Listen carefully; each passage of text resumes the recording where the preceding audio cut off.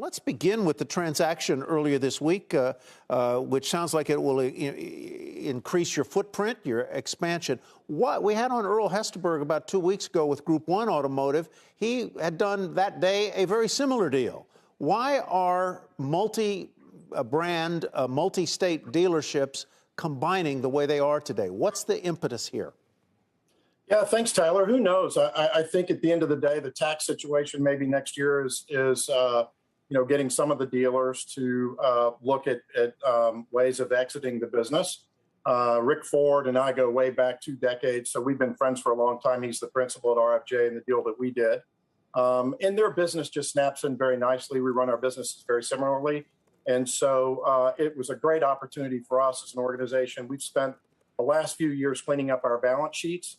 And now we're in a position not only to drive the business from a franchise perspective, but also drive our EchoPark pre-owned business as well. So that's very interesting. We're very excited about the transaction. That's very interesting that the first thing you said was the possibility of higher taxes next year, and that may be driving some of this consolidation. Yeah, certainly it's a conversation that comes up. We're looking at multiple transactions right now, multiple deals. I think there are more deals going on in the industry today than have been in the history of our industry, especially if you have conversations with the manufacturers. And I think that's certainly part of it. Single point owners are trying to figure out what they're going to do with their business. And there's some good stepping off points here. So it was a great opportunity for us to be able to put this deal together with Rick Ford and his team. And it's going to be fantastic for our company. It grows our revenues by 30% on the franchise side. And it's just going to do wonders for us. Certainly adding $3.3 billion to our overall mix is fantastic, opens up more states for us, adds a few more brands, and we're going to continue to grow the franchise side of our business. We've got several more deals in the works. And so there's a lot of sellers out there that are looking for companies like ours that have a plan, that have the capital and the ability to take. And sales are good, prices are good. We're going to get to margins here in just a second. So you've got a sweet moment to sell if you're a 1 or 2 dealership owner. There are certainly economies of scale that you guys would realize. But let's talk about the margin on sales today, which I understand is maybe as high across the board as it's ever been because there is so little inventory and so many people need to buy, people who've lost cars in floods, people who've got old aging cars on the road.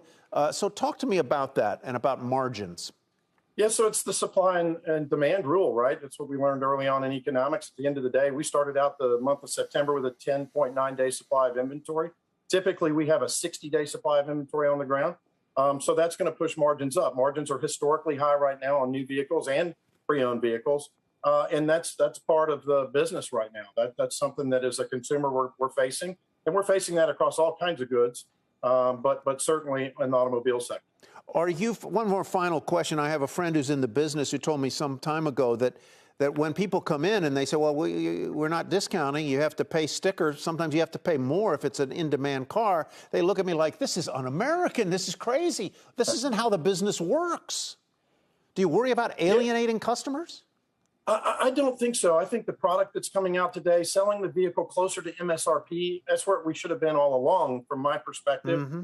When you have 60, 70, 80-day supply, that's too much. Right. I don't think you'll ever see the manufacturers go back to pre-COVID levels of inventory. They're not having to discount as much, and we're selling the car for the value that the car should bring. And that's what's happening across the board. It's happening at Sonic Automotive, and it's happening at all of our competitors. But certainly new car prices are up due to the supply and demand issue. And I expect that to continue. The supplies are not going to get any better, certainly in this year.